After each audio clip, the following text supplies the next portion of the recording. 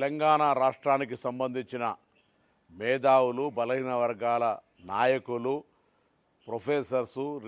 వివిధ స్థాయిల్లో ఉన్నటువంటి అందరి విజ్ఞప్తి మేరకు తెలంగాణలో ఎవరైతే కుల గణన లోపల వాళ్ళ పేర్లు నమోదు చేసుకోలేదో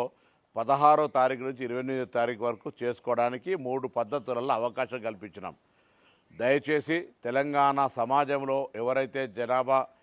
ఈ కులగణ సర్వేల నమోదు చేసుకొని సమాచారం ఇవ్వలేదో, ఇది స్వచ్ఛందంగా ఇచ్చే సమాచారం, ఇందులో తప్పకుండా ఎవరైతే మిస్ అయినరో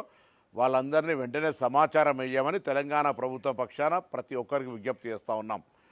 ఇందుకు సంబంధించి ఆనాడు విజ్ఞప్తి చేసిన వాళ్ళు లేదా విమర్శించినటువంటి వాళ్ళు ఇప్పుడు మిస్ అయినటువంటి వాళ్ళందరినీ మోటివేట్ చేపించి ఇందులో జనాభా లెక్కల్లో ఈ యొక్క సర్వేలో భాగస్వాములు అయ్యే విధంగా చూడాలని ఆ సంఘాల మేధావులందరికీ విజ్ఞప్తి చేస్తూ ఉన్నా. అదేవిధంగా బాధ్యత గల ప్రతిపక్ష నాయకుడిగా ఈరోజు పార్టీ విస్తృత స్థాయి సమావేశం జరిపే సందర్భంలో కూడా ఇది ఒక ఎజెండా తీసుకొని ఎవరైతే తెలంగాణలో కుల సర్వేలో పాల్గొనలేదో మీరు కానీ కేటీఆర్ గారు కానీ హరీష్ రావు గారు కానీ సర్వేలో పాల్గొని పార్టీ పక్షాన బలహీన వర్గాల పట్ల మీ కన్సర్న్ చూపే విధంగా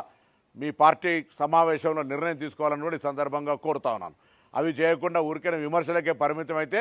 తెలంగాణ బలహీన వర్గం చూస్తూ ఊరుకోదనే మాట మనవి చేస్తూ మరొకసారి తెలంగాణ ప్రజలందరికీ విజ్ఞప్తి చేస్తున్నా, ఇప్పుడు ఇస్తున్నటువంటి అవకాశాన్ని వినియోగించుకొని కుల సర్వేలో భాగస్వాములై